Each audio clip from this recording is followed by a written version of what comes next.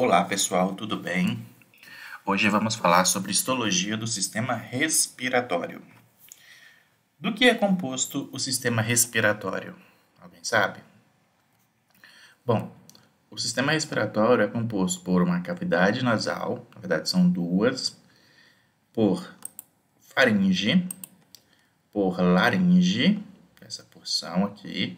Então vem a faringe, é uma comunicação entre a cavidade oral e a cavidade nasal, a região comum, a laringe, que é onde tem as pregas vocais, onde vai haver a fonação, a traqueia, os brônquios, os bronquíolos e desembocam em alvéolos, onde vai ser formado o pulmão, que é o órgão responsável pelas trocas gasosas.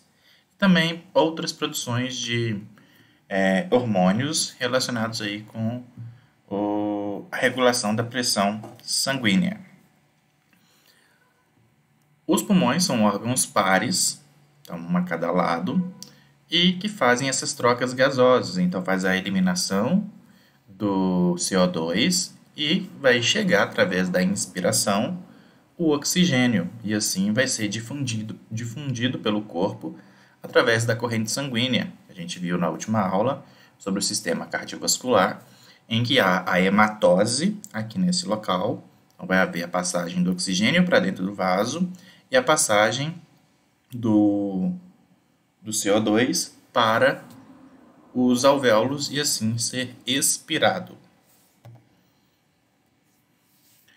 Então, a função desse sistema respiratório seria a troca de gases, como a gente acabou de falar, a fonação, como também falamos, né, de emitir sons.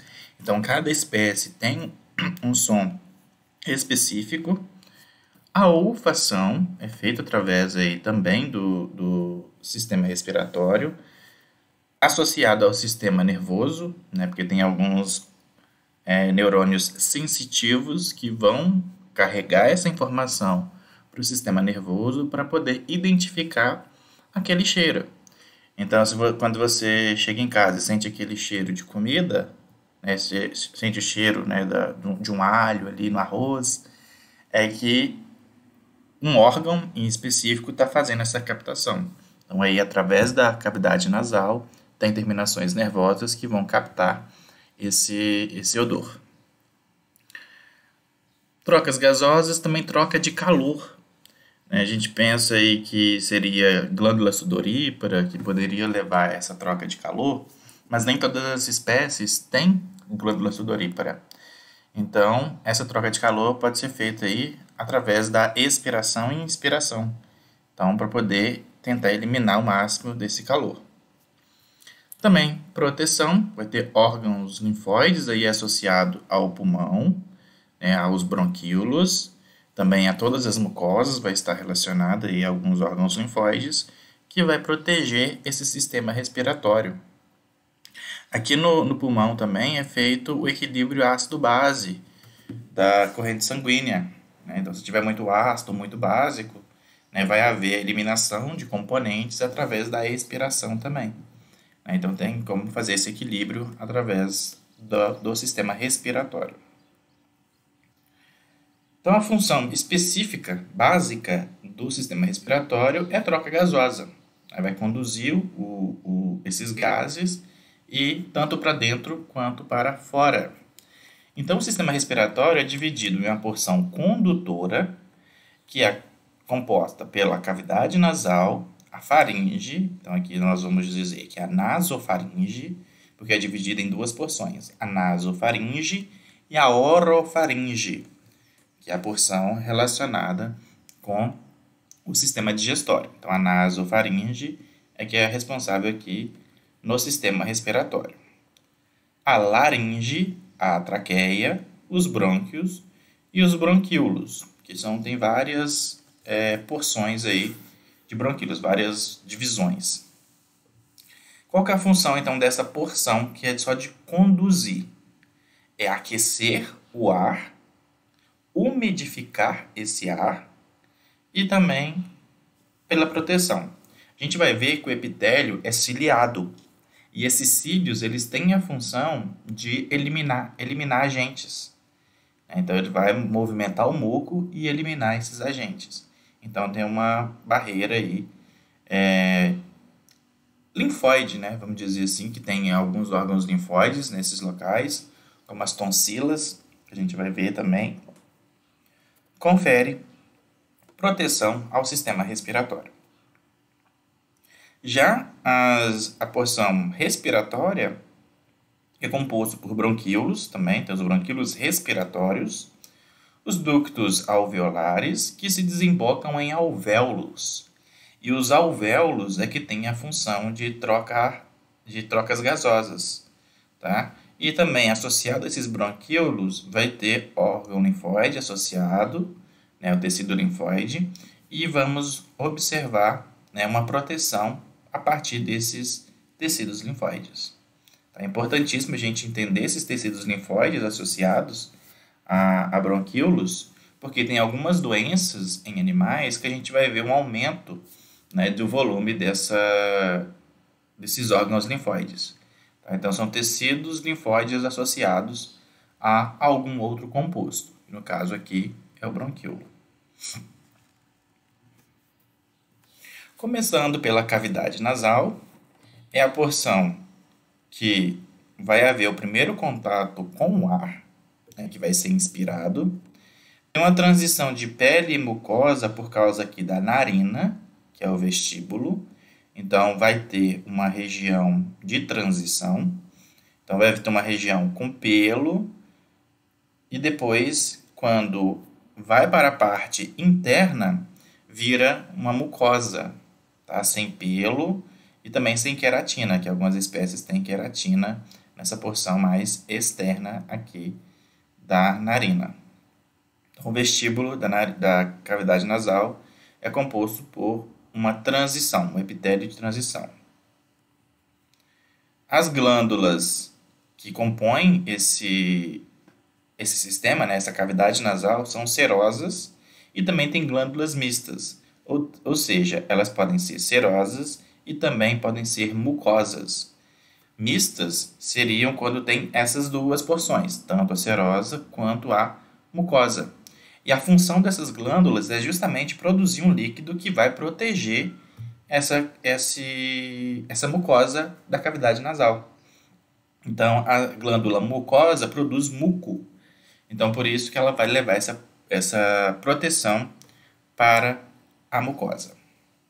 E os pelos também têm função de filtrar o ar. Então, qualquer impureza que tiver aí no ar vai ser aderida a esses pelos e depois eliminado. O epitélio que compõe essa região, né, é chamado de epitélio estratificado, pavimentoso, queratinizado, quando é essa porção mais externa, e não queratinizado quando vira mucosa. Por isso que é transição. Tá? Então, queratinizado, essa porção mais externa, e não queratinizado, a porção interna. Agora, a cavidade nasal, como um todo. A gente vai pensar agora na mucosa dessa cavidade nasal. Tem estruturas que são cavernosas, então vai ter algumas estruturas que vão levar essa condução do ar para chegar na faringe, laringe, depois traqueia. Isso vai levar um direcionamento do ar para dentro do corpo do animal. É dividido por um septo, né, porque tem a cavidade nasal direita e a cavidade nasal esquerda. Então, tem um septo que divide as cavidades. Tá? Então, tem gente aí que tem desvio de septo, tem que fazer a cirurgia para corrigir. Então, esse é o septo de tecido cartilaginoso. Possui uma lâmina própria, que é uma camada aí logo abaixo do epitélio, para poder conduzir o ar, né, nessa região. O epitélio mais superficial vai ter uma rede de capilares e vai ter também glândulas seromucosas. Então, a parte das células epiteliais não vai ter os vasos, mas na mucosa como um todo vai ter os vasos. Tá? Então, na região aí de lâmina própria vai ter esses capilares. Vai aquecer e umidificar o ar, que é uma das funções aí da porção condutora. Nessa mucosa vai ter imunoglobulinas, que é a imunoglobulina A. Ela vem pela corrente sanguínea, que é produzida para ter essa proteção da cavidade nasal. Ela vai proteger a mucosa. IgA é um anticorpo relacionado com a imunidade de mucosas. Possui glândulas mucosas, né, que vai produzir o muco, e esse muco é que vai levar as impurezas para o ambiente externo, ou o animal vai deglutir esse muco. É o que todo mundo acontece aí, não sei vocês, quando tem algum problema respiratório que produz muito muco, fica pigarreando, ou cospe, é o que a gente vê o avô fazendo, né? Meu avô está sempre cuspindo essas impurezas, ou deglute. O dia que vocês estão aí gripados, para e pensa o que vocês fazem. Vocês cospem ou engolem? Então, pode acontecer isso. Você vai engolir ao invés de cuspir esse muco, tá certo? Que vai conter essas impurezas. O tecido epitelial agora da cavidade, naquela transição, era o epitélio estratificado pavimentoso, que poderia ser queratinizado ou não. Mas aqui na mucosa agora não vai ser pavimentoso. Vai ser um epitélio colunar, pseudoestratificado, ciliado. E junto desse epitélio vai ter células caliciformes. Por isso que a denominação para esse epitélio é tecido epitelial colunar pseudoestratificado ciliado com células caliciformes. E as células caliciformes têm a função de produzir muco. Tá? Além das glândulas seromucosas, que vai ter um conteúdo seroso e mucoso, as células caliciformes têm essa função de produzir o muco também. O epitélio respiratório, né, ele contém células basais, colunares e células secretoras. Células basais seriam aquelas mais na base do epitélio. E o epitélio colunar, e além disso tem as células caliciformes. Né, e tem a borda em escova. Essa borda em escova seria para poder proteger essa mucosa. Porém, ela é bem escassa nessa porção, né, porque ele é ciliado. Tem um tecido vascular, um sistema vascular, né, e também o sistema nervoso vai estar relacionado, tem terminações nervosas aqui, em que vai haver um estímulo para resfriar ou aquecer aquele ar. Então, um dia que está muito quente, vai ter que resfriar o ar para entrar no corpo, em torno de 37. E um dia que está frio, esse ar tem que ser aquecido. Quem usa óculos e usa máscara sabe muito bem que o ar é quente, porque na hora que coloca a máscara e coloca o óculos, forma uma mancha na lente do óculos, justamente porque aqueceu. Ou se alguém não usa óculos, já percebeu o carro no para-brisa que começa a embaçar. Aí você vai lá, liga um aquecedor, liga o desembaçador, é um ar quente que está ali, como o dia está frio, e vai desembaçar esse para-brisa. Aí os vidros laterais ficam embaçados ainda, mas o para-brisa, pelo menos, não fica embaçado. E o vidro traseiro também pode desembaçar. Né? Então, só para vocês entenderem como é que é essa questão aí do ar quente. Tem o epitélio olfatório, que é na porção mais caudal da cavidade nasal. Tá? Possui células olfatórias, em que vai captar esses estímulos e levar para o sistema nervoso para haver essa percepção do estímulo e assim o cérebro consegue processar e identificar que odor é aquele, né, a partir de partículas. Na lâmina própria, tem uma porção que chama lâmina própria, que possui as glândulas serosas. E essas glândulas serosas, elas têm a função de aderir a substâncias que são odoríferas, que o epitélio olfatório vai captar. Com o passar do tempo, né, essas células odoríferas elas vão sendo perdidas. Então, quanto mais velho o animal, ele vai perdendo essa capacidade de olfação. Os animais também possuem o órgão vômero-nasal, que tem essa função de captar essas partículas e levar para o sistema nervoso. Quem aí nunca foi comer um chocolate e falou: nossa, o chocolate está com gosto de sabão. Mas a pessoa nunca comeu sabão. É o órgão vômero-nasal que faz essa função. Parece as partículas parecem de sabão e se sente um gosto aí de sabão, né, na cavidade oral. Então, o órgão vômero-nasal teria essa função. Também na cavidade oral, levar essa informação para a cavidade nasal e depois para o sistema nervoso. Em serpentes, esse órgão vômero-nasal ele é bem desenvolvido, porque a serpente não enxerga direito.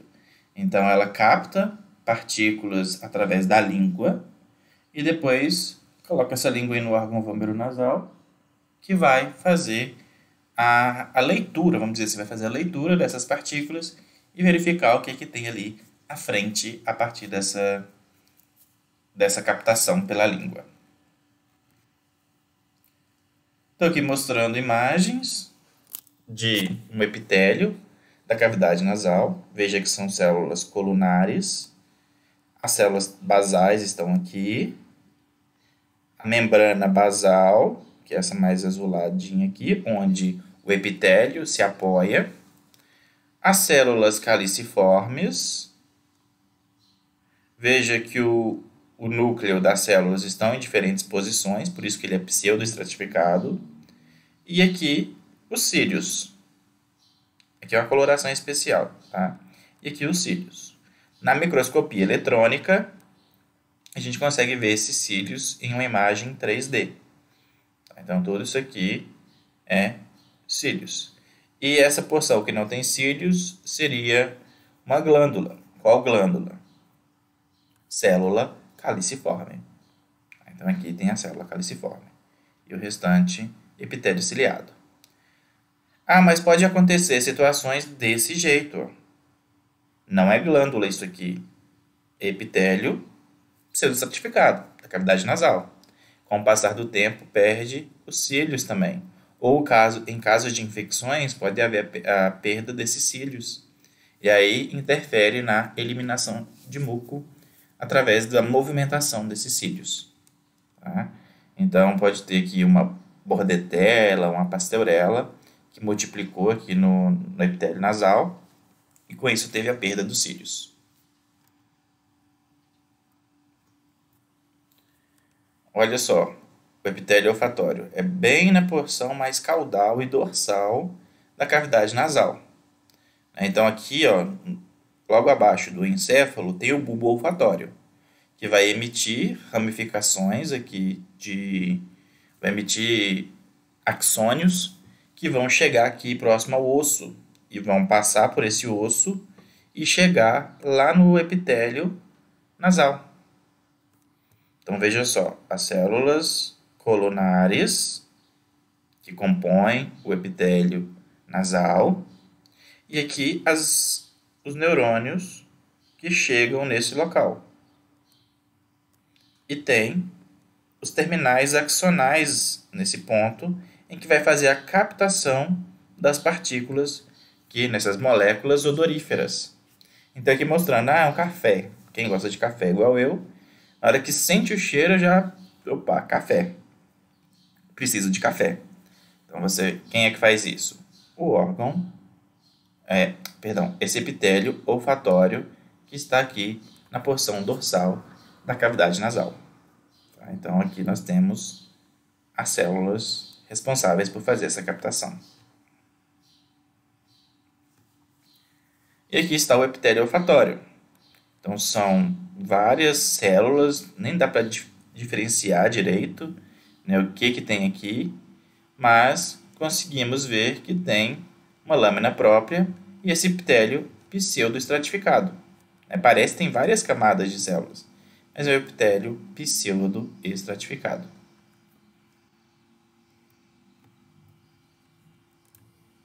O órgão vomeronasal, além dessa captação, né, de partículas, que poderia fazer identificação e a serpente se movimentar, também faz a captação de feromônios. Então, quando o animal está na época aí de cio, né, na época de cobertura, vai liberar hormônios, né, esses feromônios, que um macho vai identificar, as fêmeas também conseguem identificar isso, tá? Através do órgão vomeronasal. E dependendo da espécie, faz o reflexo de Fleming, né, que ele identificou que o animal está no cio. Então isso pode acontecer em animais que fazem esse tipo de reflexo. É um órgão tubular duplo, né? Ele é impar. Tem epitélio respiratório e também tem epitélio olfatório, em que vai fazer a captação desses sinais, né? Então o epitélio são neurônios sensitivos. Possui glândulas, né? Também possui vasos e nervos que são circundados por cartilagem hialina. Então, esse órgão vomeronasal ele é envolto por cartilagem. No caso do órgão vomeronasal, não tem cílios. Tá? Vai ter microvilosidade, que são estruturas menores do que os cílios, que é chamada de borda em escova. Estou aqui mostrando o órgão vomeronasal. Aqui está a cavidade oral, a cavidade nasal. Veja que tem uma comunicação da cavidade oral com a cavidade nasal. E aqui está o órgão vomeronasal, que vai fazer essa captação dos feromônios, captação de partículas. Formam as conchas. Lembra que eu falei que tem algumas estruturas na cavidade nasal, que são essas conchas, que vão fazer a condução do ar. O septo, que é formado por cartilagem, está aqui também, tá certo? E aqui o órgão vomeronasal. Depois a gente vai ver mais aproximado como que são essas estruturas. Então aqui na anatomia, olha, o septo está aqui, de cartilagem, e as conchas nasais.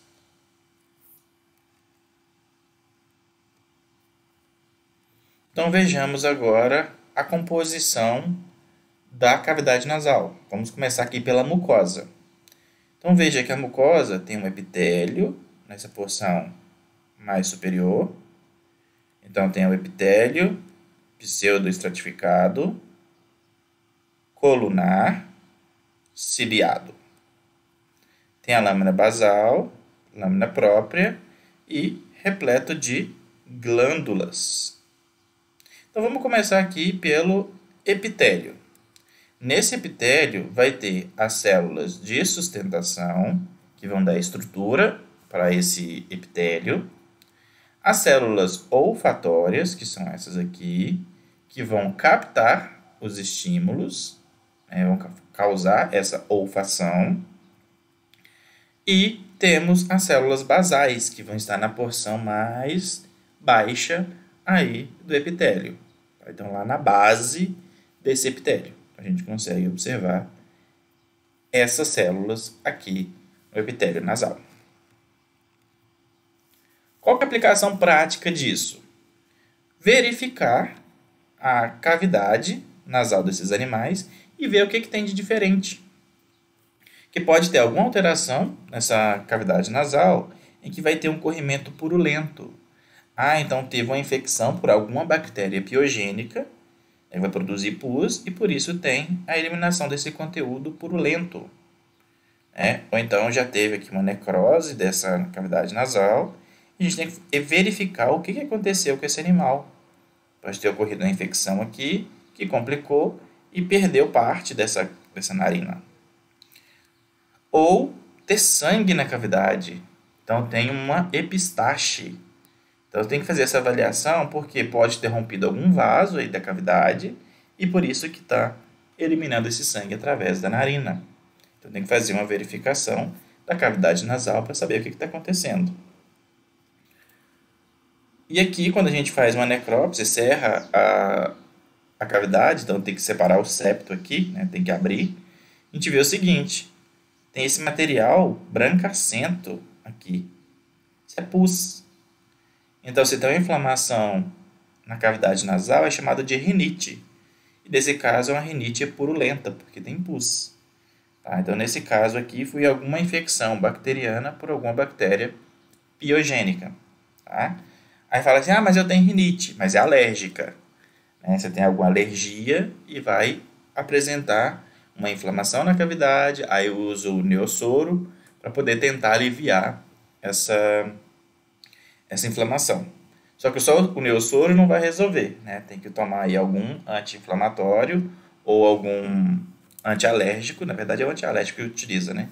Para poder parar com esse ataque da rinite. Quem tem rinite sabe que não consegue nem respirar direito. É terrível. Eu não tenho não, tenho sinusite. De vez em quando ataca a sinusite, aí é terrível para mim também. Mas rinite fica sempre correndo, tendo um corrimento nasal que é terrível.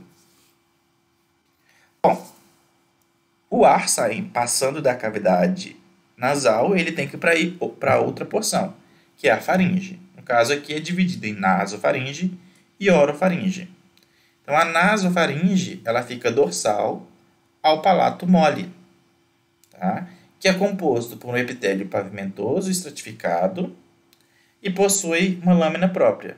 Só que nessa lâmina própria não tem as glândulas como tem na cavidade nasal. Nesse caso aqui é composto por tecido conjuntivo frouxo.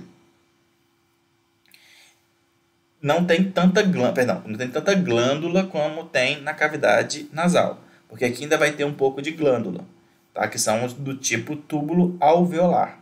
E elas são ramificadas, tá? E aí nós vamos encontrar na submucosa desses animais. Então ela vai ter glândulas mucosas, glândulas serosas e glândulas mistas. Vai ter um músculo, porque tem que haver uma contração, tá? Então um músculo liso, e uma camada adventícia, que seria por tecido conjuntivo, um mesotélio. Vai ter também um tecido linfóide associado a essa faringe, que são as tonsilas, tá? E além dessas tonsilas, tem tecido linfóide difuso espalhado aí por toda a faringe. Então, a gente vai sempre ver algum tecido linfóide quando for fazer a avaliação histológica. Da nasofaringe, da faringe, passa para a laringe. E a laringe, ela é uma porção bem curta, que faz essa comunicação entre a faringe e a traqueia. Então, vai fazer essa comunicação. É composta por cartilagem. Então, tem dois tipos de cartilagem, tanto a cartilagem alina quanto a cartilagem elástica. E possui músculos também envolvendo essa laringe, que está relacionada aí com movimentação da epiglote, para você fechar, para abrir. Está relacionado também com a movimentação das cartilagens aritenoides, para poder haver a abertura e fechamento da membrana aritenoide, que vai dar esse som. Caso tenha algum problema ali, pode dar a síndrome do cavalo roncador, o animal fica roncando, que é a hemiplegia laríngea. Então tem algumas aplicações práticas aí que a gente pode depois discutir, se vocês quiserem. É composta também por epitélio colunar, pseudoestratificado, ciliado. Tem as cordas vocais, tá? E essas cordas vocais é composta por epitélio pavimentoso estratificado. E ele não tem queratina. Tá? Então, é um epitélio um pouco diferente aí do restante do trato respiratório. Composto também por glândulas tubuloalveolares, que são ramificadas. Então, vai ter essas glândulas que são do tipo mucosas. Então, vai produzir muco. E vai ter tecido linfóide aí, que pode se formar em nódulos. Vai ter os linfonodos também, retrofaríngeos, e pode acompanhar aí a laringe. E tem um tecido linfóide difuso acompanhando aí essa laringe. Possui ligamentos, também possui os músculos e as pregas vocais ou as cordas vocais. Tá? E essas pregas vocais é composta por esse epitélio pavimentoso estratificado não queratinizado. Então, aqui é uma imagem da laringe, em que a gente observa a cavidade, né? Então, aqui é a cavidade, que é chamada de ventrículo, o vestíbulo da laringe. Aqui a gente consegue ver as glândulas que acompanham essa laringe. Então, são glândulas do tipo seromucosas. Os órgãos linfóides, veja que aqui é um órgão linfóide nodular, acompanhando essa laringe. Tem também as cordas vocais. Então, veja que é uma evaginação, né? Fica forma um processo, né, que vai dar o som. E os músculos das cordas vocais. E a partir dele que faz a contração é que vai movimentar essas cordas vocais e assim ter o som. Né? Seja um cachorro latindo, um gato miando, vai ser através dessa contração do músculo das cordas vocais. E o epitélio aqui é pseudoestratificado colunar ciliado, e quando chega nessa porção aqui, vira pavimentoso estratificado não queratinizado. Então, somente nessa porçãozinha. Veja a espessura do epitélio nessa região. Compara aqui. Quando vai chegando na corda vocal, vai ficando mais fininho, porque é um epitélio, é um tipo de epitélio diferente. Então, só para a gente lembrar, tem cavidade nasal, e tem as conchas nasais, depois vem a faringe, no caso aqui a nasofaringe, aqui está a epiglótica, ela se fecha, e aqui tem a orofaringe. Da faringe vem para laringe, e depois dessa laringe vai para traqueia. E aí a gente vai entender agora a traqueia desses animais. A traqueia é um órgão tubular que ela mantém uma estrutura arredondada, né? Tem tecido conjuntivo, vai ter cartilagem e vai ter uma mucosa respiratória, tá? Que a gente viu para todas as porções vai ser semelhante aqui, que é um epitélio colunar, pseudoestratificado, ciliado, com células caliciformes. Vai ter células basais também, vai ter células caliciformes e a borda em escova. Além disso, vai ter uma célula de clara, que é uma outra célula específica aqui. E tem células neuroendócrinas, tá? Que está relacionada aí com alguma produção de algum composto relacionado ao sistema endócrino. Tá? Em torno de 10% das células são neuroendócrinos. Também possui glândulas, que são serosas ou mistas, do tipo tubulo-alveolares, ramificadas, e podem ser em forma de espiral.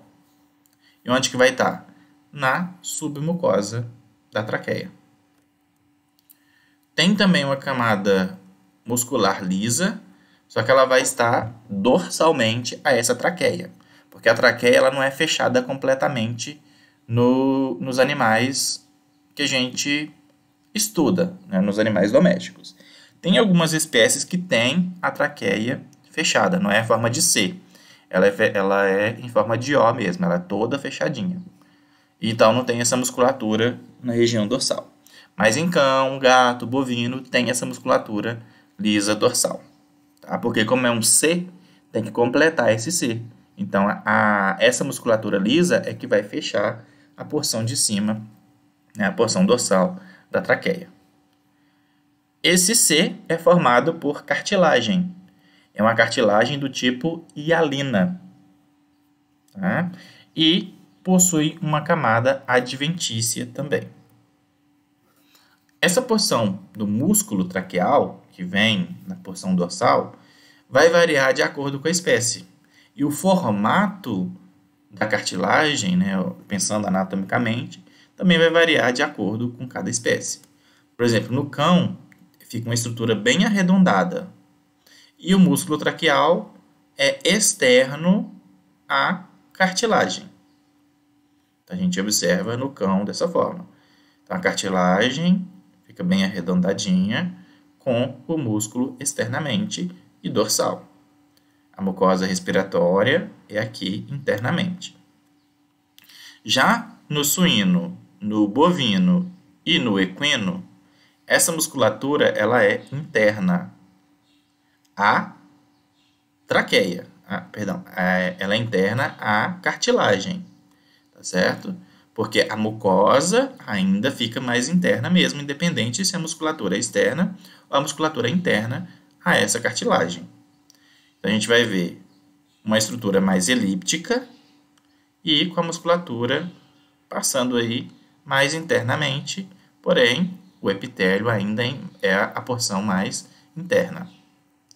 Mesma coisa aqui no bovino, né, vai ter essa estrutura interna, e no bovino ainda forma uma projeção da cartilagem, tá certo? Mais dorsal, e tem um formato elíptico também, bem mais elíptico até do que o suíno. Já no equino, ela não vai ter esse formato elíptico como se tivesse achatado lateralmente. Ela vai ter um formato mais arredondado, porém com a musculatura interna também. Então tem variação entre as espécies no formato dessa traqueia. Mas histologicamente a gente vai ver isso aqui. O epitélio respiratório, né, que aqui tem epitélio pseudoestratificado, colunar, ciliado, com células caliciformes, submucosa com glândulas, tem glândulas mistas, glândulas tubulo-alveolares, a gente vê isso aqui. Esse espaço aqui é só um artefato, tá? Porque ela teria que ficar grudadinha aqui da submucosa com a cartilagem, uma cartilagem hialina. Aqui tem o pericôndrio, que seria a porção mais externa dessa cartilagem, e a camada adventícia, que é o mesotélio. A gente vê essas divisões. Logo abaixo aqui do epitélio tem a lâmina própria, e depois vem a submucosa.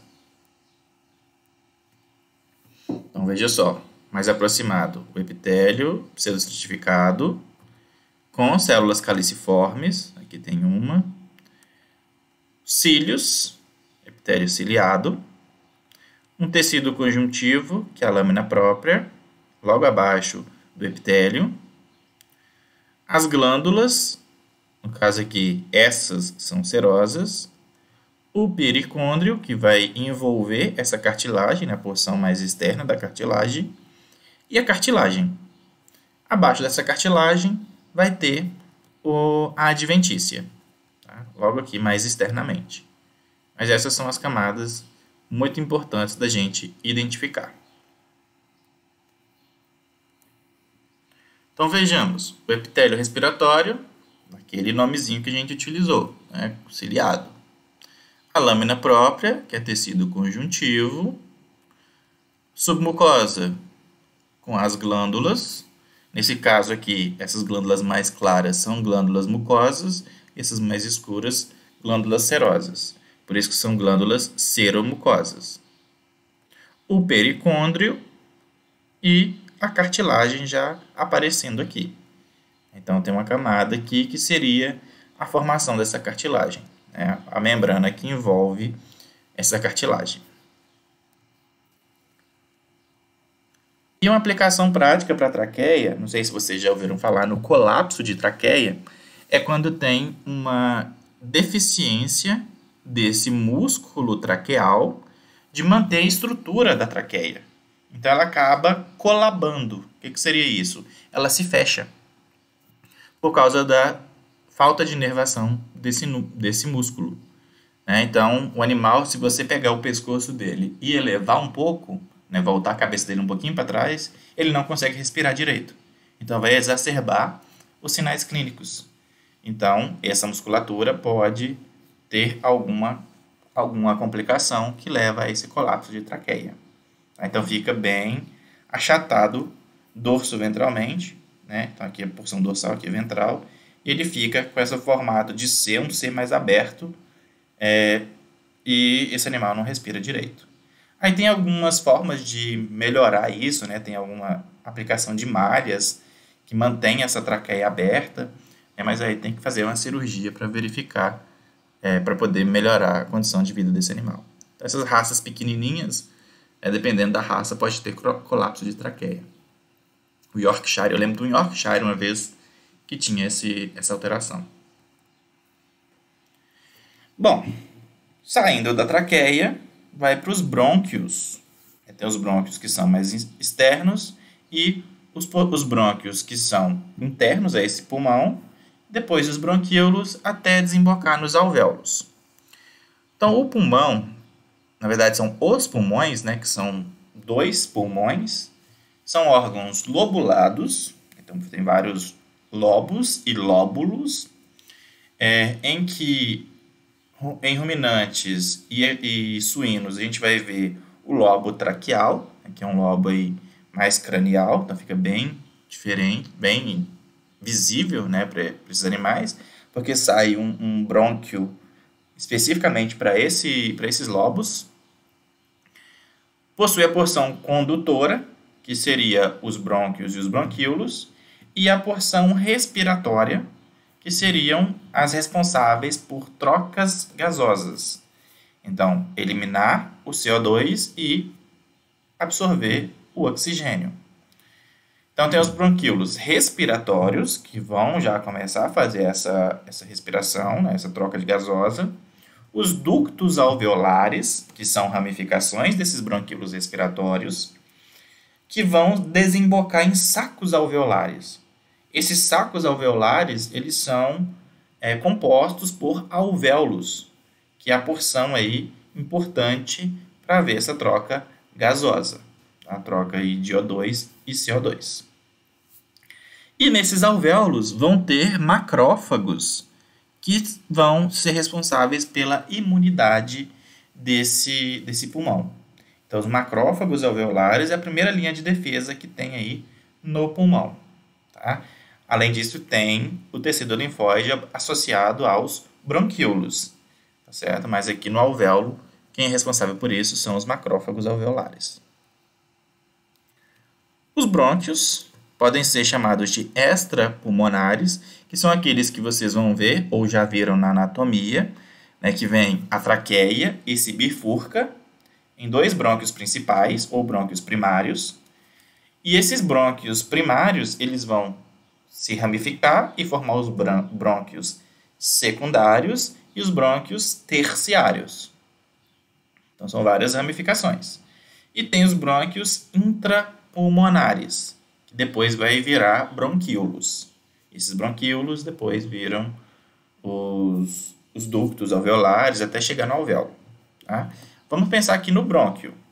Então, veja só, a traqueia está aqui, lá depois da laringe, bifurca em brônquios principais, ou brônquios primários. Esse brônquio primário ele se divide em brônquios secundários. E esses brônquios secundários vão se ramificar em brônquios terciários. No caso aqui, está representado por isso, o brônquio primário, secundário e aqui o terciário. Então, são brônquios já mais internos e que estão relacionados aí com a condução do ar. Até virar os brônquios menores. E depois esses brônquios menores viram bronquíolos. Então, aqui tem um brônquio menor.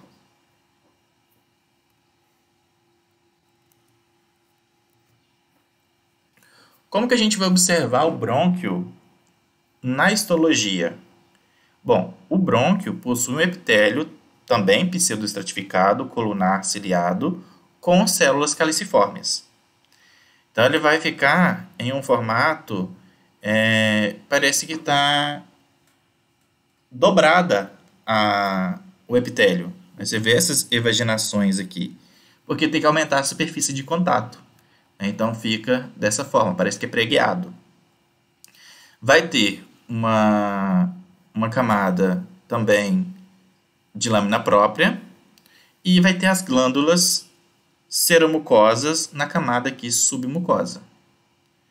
Além disso, nós vamos observar cartilagem, porque esses brônquios possuem cartilagem. A gente vê aqui essa cartilagem, aqui e aqui, cartilagem hialina. O brônquio terciário, então ali todos os brônquios primários, secundários, a gente vai ver daquele jeito. O brônquio terciário, também vamos ver isso aqui. O epitélio, mesma coisa, epitélio, pseudoestratificado, colunar, ciliado, com células caliciformes. Vai ter músculo liso, que também vai contrair, ajudar na contração, né, para poder eliminar esse ar, conduzir esse ar, né, de uma forma tranquila, né, tanto para dentro quanto para fora. Possui glândulas na camada submucosa, então está aqui as glândulas. Possui também a cartilagem hialina, tá certo? Então aqui a gente vê a cartilagem hialina, que envolve aí esse brônquio terciário. O brônquio intrapulmonar, vamos ver o epitélio, também pseudoestratificado, ciliado, uma lâmina própria, músculo liso e cartilagem hialina. Aqui tem cartilagem. E tem algumas glândulas também. Glândulas seromucosas. Glândulas mistas. O brônquio terminal, então veja, brônquio. Sempre que eu falar brônquio, vocês pensem que tem cartilagem. Tá? Brônquio tem cartilagem. O epitélio pseudoestratificado, colunar com células caliciformes, lâmina própria, músculo liso, glândulas seromucosas, cartilagem, glândula seromucosa na submucosa. E aqui a porção epitelial, que é a porção mais interna. E essa porção aqui é o pulmão como um todo. Então, aqui os septos alveolares, os alvéolos. Então, é o parênquima pulmonar. O que nós vimos até agora? A porção condutora. Foi tudo isso aqui, ó, traqueia, brônquios primários, brônquios secundários, até chegar nos brônquios terminais. E aí vamos entrar agora nos bronquíolos, que são os bronquíolos respiratórios, que tem essa função de desembocar em um ducto alveolar, e esse ducto alveolar vai se desembocar em sacos alveolares para poder haver termina aí no saco alveolar, onde tem os alvéolos para ver essas trocas gasosas. Então, a partir dos bronquíolos, ou brônquio terciário, né, pode ser, vocês podem encontrar na literatura como brônquios terciários ou bronquíolos terciários, só que a gente tem que tomar cuidado porque pode confundir. Que aí vai falar, é um bronquíolo terciário e depois vai desembocar no bronquíolo primário, fica meio esquisito. Então é melhor falar um brônquio terciário, que vai se abrir em bronquíolos agora, e o bronquíolo primário, que vai se dividir em bronquíolos terminais, e esses bronquíolos terminais se dividem em bronquíolos respiratórios. Então aqui está mais ou menos o diâmetro de cada bronquíolo desse. 1 milímetro para o bronquíolo primário, meio milímetro para o bronquíolo terminal. O respiratório varia. O que vai acontecer aqui, pensando na estrutura do brônquio e a estrutura do bronquíolo? Vai manter algumas estruturas, porém elas vão se simplificando. Então o que vai acontecer? O epitélio que era estratificado, ele vai ficar com a célula menor, né? Essa célula que é colunar vai ficar um pouquinho menor, né? Até reduzir até um tamanho suficiente para poder ainda manter a estrutura do bronquíolo. Tá? Então, reduz a altura e a quantidade de células. Não vai ter cartilagem e também não vai ter glândulas. Então, vai ter o epitélio com altura menor e também menor quantidade de células caliciformes. E também vai diminuir a luz, como a gente viu que é o bronquíolo primário, vai ser de 1 milímetro, o bronquíolo terminal já de meio milímetro de diâmetro. Então, vai diminuindo o diâmetro dessa luz dos bronquíolos, e por isso que a gente tem que fazer a avaliação histológica, que pela macroscopia a gente não consegue diferenciar, tá? Pela anatomia. Estou aqui só comparando os dois. O brônquio, o epitélio, pseudoestratificado, colunar, ciliado, com células caliciformes, musculatura, glândulas e cartilagem. O bronquíolo não tem cartilagem, como vocês veem aqui, ó, tem cartilagem aqui em azul, aqui não tem. Glândulas tem aqui, aqui não tem. Tá? O epitélio aqui é bem alto, aqui já deu uma diminuída. Tem bastante célula caliciforme aqui, aqui já tem menor quantidade. Então vai variar do brônquio para o bronquíolo essas estruturas. Então o bronquíolo, o que a gente vai ver? Um epitélio e uma lâmina própria, compondo aí a mucosa. Tem nessa lâmina própria fibras colágenas e fibras elásticas. Além disso, tem uma fina camada de musculatura lisa. No bronquíolo primário, a gente vai observar o epitélio colunar, simples, ciliado, porém ele pode ser cuboidal. Por isso que eu falei que vai simplificando as estruturas. Então ele saiu de um epitélio colunar e pode ser cúbico. E ter algumas células caliciformes. Já no bronquíolo terminal, a gente vai ver o epitélio cúbico. Né? Não tem colunar aqui não. Vai ser cúbico simples. Vai ter cílios também, ciliado, com células de clara. Essas células de clara, elas têm a função de produzir uma substância que vai manter esse bronquíolo aberto, para ele não colabar, para ele não se fechar. Tá? Tem que manter essa tensão para, na hora que houver a expiração, a mucosa de um lado do bronquíolo não grude na mucosa do outro lado. Né? E assim vai perder aquele bronquíolo. Né? E não vai conseguir haver trocas gasosas naquela região mais. Então evita esse colabamento. O bronquíolo respiratório também é composto por epitélio cúbico simples, ciliado, e também tem células de clara. Tá? E vai ter, já começar a aparecer umas células pavimentosas, tá? Que vai começar aí a formar os alvéolos, para desembocar nesse saco alveolar. Então, são células um pouquinho diferenciadas. Tá? Então, células pavimentosas que compõem o epitélio pavimentoso simples. Então, aqui é um bronquíolo primário. Veja que as células podem ser até colunares, tá certo? O epitélio aqui, colunar simples, ciliado, e vai ter algumas células caliciformes nessa região. Tá? Veja que não tem cartilagem nem glândulas em volta desse bronquíolo primário. Aqui a gente pode ver uma camada de musculatura bem evidente, tá certo? O epitélio com essas projeções e tecido conjuntivo mais externamente, né? Logo, externamente a musculatura lisa. E o restante aqui é o parênquima pulmonar. O bronquíolo, então, fica mais simplificado ainda. Agora, esse bronquíolo terminal, veja só que tem células cuboidais. São células bem pequenininhas, não tem aquela espessa daquele jeito como a gente viu, né? Aquela colunar. Não tem, não dá para ver os cílios nesse caso aqui, né? Da histologia. E tem um tecido linfóide aqui associado a esse bronquíolo, que é o caso do Balt, que é o tecido linfóide associado a bronquíolo. Então, aqui é Balt. O bronquíolo terminal, veja as células mais cuboidais, com uma fina camada de músculo liso, um tecido conjuntivo mais externamente. Tá? Então, aqui é o epitélio cuboidal ciliado. E aqui no aproximado, a gente consegue ver as células de clara.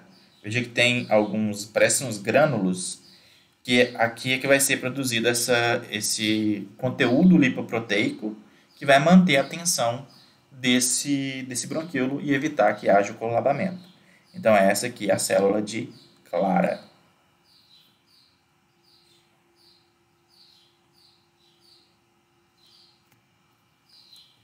O ducto alveolar, que vem aí a partir do brônquio terminal, ele é composto por vários alvéolos, tá? Então são vários alvéolos que compõem um saco alveolar, e esse ducto é que vai levar o ar para esses sacos alveolares. Então, cada bronquíolo respiratório vai ter entre 2 a 12 ductos alveolares. E esses ductos alveolares que vão chegar lá nos sacos alveolares. E cada ducto alveolar desse, ele desemboca em 2 até 3 sacos alveolares. E esses sacos alveolares são compostos por vários alvéolos. Tá? Qual que é a composição desse ducto alveolar? Por epitélio simples pavimentoso. Tá? E vai ter algumas fibras reticulares e fibras elásticas que vão envolver, vão circundar esse epitélio, e também vai ter um músculo liso para poder ajudar aí na contração, tá? Para poder o ar chegar e o ar sair. Então, aqui mostrando o bronquíolo terminal se desembocando, dividindo. Aqui tem aqui tem 2 bronquíolos respiratórios.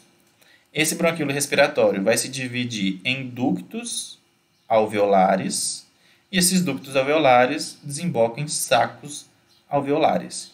Esse saco alveolar tem 1, 2, 3, 4, que deu para ver aqui, alvéolos. Então, cada estrutura redondinha dessa aqui é um alvéolo. Esquematicamente, é isso aqui que a gente vê. Ó. O bronquíolo terminal, o bronquíolo respiratório, se dividindo em ductos alveolares, que são essas ramificações menores aqui, olha só, aqui, e um cachinho de uva, que são os sacos alveolares. Isso aqui é um alvéolo. Cada estrutura redondinha dessa aqui, um alvéolo.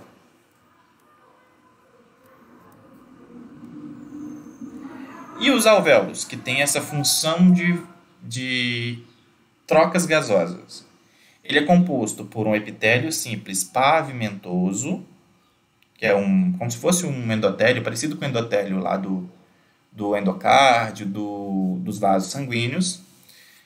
Possui pneumócitos do tipo 1, que são células pavimentosas, e esses pneumócitos do tipo 1 é que são responsáveis pelas trocas gasosas. Então, a partir dele é que vai haver a difusão do oxigênio. Então, entra o oxigênio e sai o CO2. E eles têm, entre essas células, junções de oclusão. Qual é a função dessas junções de oclusão? Evitar a passagem de fluidos para a luz alveolar, senão vai ter edema. Então, essas junções de oclusão têm a função somente de deixar passar a molécula e não o fluido, tá certo? E os pneumócitos do tipo 2, que também está aí nos alvéolos, são células mais cúbicas, com núcleo bem esférico, e o citoplasma vacuolizado. E esses vacúolos são observados porque tem um componente aí que é lipoproteico, que é o surfactante pulmonar. Qual que é a função desse surfactante pulmonar? Evitar que os alvéolos colabem. Esse colabamento dos alvéolos é chamado de atelectasia. Tá? Então, evita que haja esse colabamento. Então, tem que manter essa estrutura do alvéolo bem abertinha, tá? Para poder não haver esse colabamento. E esses pneumócitos do tipo 2, eles podem se dividir e se transformar em pneumócitos do tipo 1. Caso haja alguma lesão pulmonar, vai haver a proliferação de pneumócitos do tipo 2. E com o passar do tempo, recuperando esse animal, esses pneumócitos do tipo 2, eles se transformam em pneumócitos do tipo 1 e recuperam o parênquima pulmonar.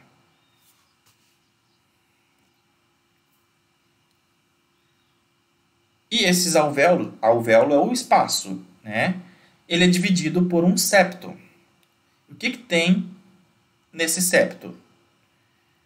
vai ter tecido conjuntivo, vai ter vaso sanguíneo, porque tem que haver a troca gasosa aqui para os animais, né, para poder haver a respiração, né, como um todo. Então vai ter fibroblastos, vão ter macrófagos, vão ter mastócitos, vão ter fibras reticulares que vão dar essa sustentação para o septo interalveolar, né, para o alvéolo como um todo. Fibras elásticas, porque tem que haver a expansão e a redução aí do alvéolo, para poder haver essa expulsão de gás, e na hora que chega o gás ele tem que expandir. E os vasos sanguíneos, né, que são capilares, para poder trazer o CO2 e levar o oxigênio.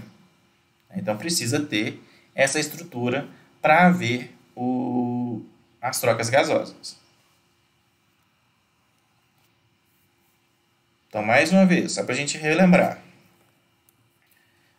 Tem aqui, então, o bronquíolo respiratório, que se divide em ductos alveolares, e cada ducto alveolar tem os sacos alveolares. E cada saco alveolar tem vários alvéolos.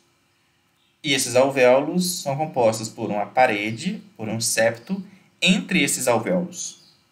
E esse septo que vai ter aí os capilares, tecido conjuntivo, que vai ter os fibroblastos, vai ter,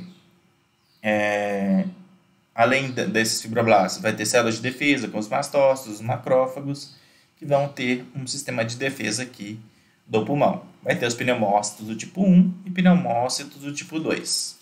Os do tipo 2 eles estão em menor quantidade, tá, do que o do tipo 1, mas ainda assim a gente consegue observá-los na histologia. Aqui um esquema mostrando um ramo da artéria pulmonar. Mas nos desenhos a artéria não fica em vermelho? Fica, mas a gente tem que entender o seguinte: o que está em azul é sangue sem oxigênio. Então a artéria pulmonar está trazendo o sangue do coração sem oxigênio para poder haver as trocas gasosas aqui no pulmão. Então, ó, a artéria pulmonar, então tem ramos dela, que vai chegar lá no alvéolo, onde vai haver as trocas gasosas nesses alvéolos, e depois volta lá para o coração pela veia pulmonar. Então vai voltar esse sangue agora com oxigênio por uma veia, tá certo? Então é diferente um pouquinho aqui quando a gente pensa em circulação pulmonar, tá certo? Então, aqui mostrando um saco alveolar com vários alvéolos, onde está acontecendo essa troca gasosa.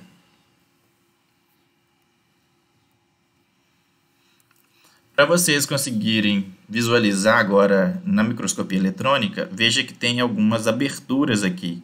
Parece que tem vários poros. Né? Por quê? Aqui tem um bronquíolo terminal, né? Onde está vendo que está bem aberto aqui, um bronquíolo terminal. O bronquíolo respiratório, que se divide em ducto e depois em saco alveolar, ducto alveolar e saco alveolar. E esses sacos alveolares, está vendo que tem várias aberturas aqui, ó, mais escurinho lá dentro? São os... Opa, o que aconteceu aqui? Meu Deus, o que está acontecendo? São os alvéolos. Aqui um alvéolo, aqui outro, aqui outro. Tá? Então, aqui é um saco alveolar e a abertura dos alvéolos. Então, tem essa comunicação entre vários alvéolos. Então, veja que é tudo aberto por causa do surfactante que é produzido aí, no caso aqui do saco alveolar, dos alvéolos, é produzido pelo pneumócito do tipo 2. No caso aqui do ducto alveolar, é produzido pela célula de Clara.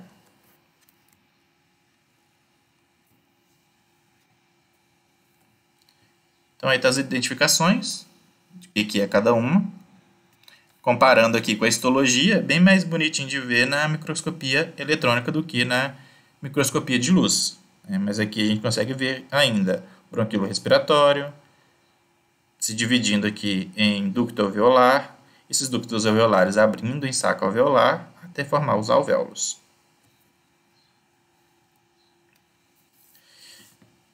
Nesses alvéolos vão ter os macrófagos alveolares. E qual que é a função desses macrófagos? Eles vão para a luz do alvéolo para proteger esse pulmão. Então, vai fagocitar partículas que seriam impuras, partículas que poderiam levar algum problema para o organismo. Ou micro-organismo, alguma bactéria, algum vírus, esses macrófagos vão fagocitar essas substâncias. E também o excesso de surfactante, que não pode ter muito e também não pode ter pouco. Então, o excesso ele vai fazer essa limpeza aí do ambiente. Os macrófagos eles vão liberar algumas enzimas, como lisozima, colegenase, hidrolase, para poder manter um ambiente livre de micro-organismos. Então, destruir esses micro-organismos a partir dessa secreção dessas enzimas. Vão ficar aí aderido ao muco quando tiverem já exercido a sua função e através do sistema mucociliar vai eliminando esse muco. E assim, os macrófagos também vão ser eliminados. E aí é aquele momento que eu falei para vocês. Ou você vai expectorar, vai cuspir aquele conteúdo, aquele catarro que tem quando você está gripado.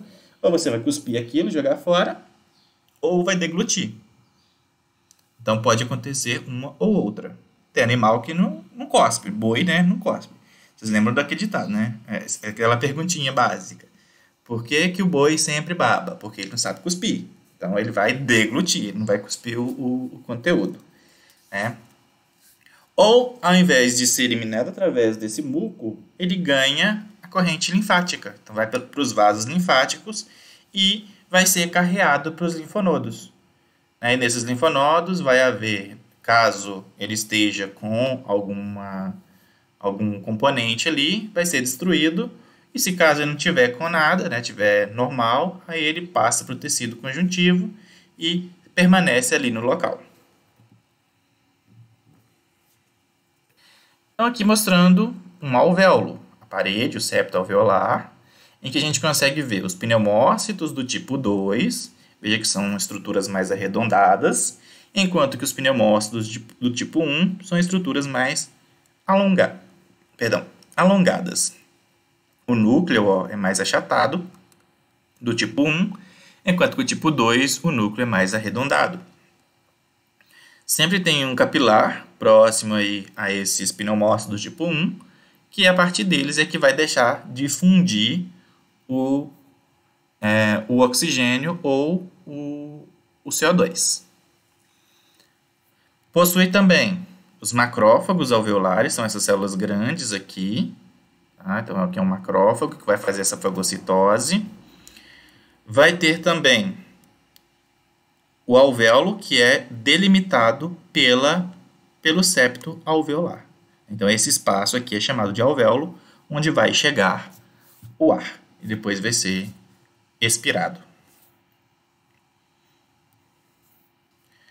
Mostrando aqui as células do tipo 2, ou os as células do tipo 2, ou os pneumócitos do tipo 2, que tem esse material, tá vendo aqui, que fica translúcido, fica clarinho no seu citoplasma. Isso que tem aqui dentro é o surfactante. E esse surfactante é que vai manter a estrutura do alvéolo, para ele não colabar.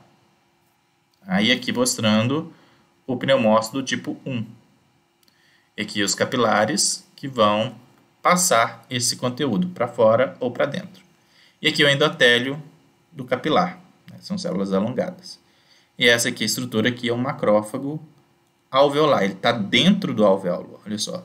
Ele está aqui aderido na parede, mas voltado para a luz desse alvéolo. Aqui esquematicamente mostrando o seguinte: tem o septo interalveolar, os macrófagos, que podem estar aqui na região mais central. Aqui os pneumócitos do tipo 2, aqui está o macrófago, e vai haver as trocas gasosas, a hematose. Como que vai haver essa hematose? Então, aqui mais aproximado, a gente vai ver isso aqui. As hemácias estão aqui contendo o CO2, certo? Então, aqui está dentro do vaso sanguíneo. Por difusão facilitada, esse CO2 sai aqui da hemácia, passa pela parede do capilar, passa pelo pneumócito do tipo 1, ele vai deixar passar esse CO2, e de dentro do alvéolo vai passar o oxigênio para dentro do capilar, também por difusão. Tá? Então, é uma camada bem fina que mantém essa troca gasosa, essa hematose.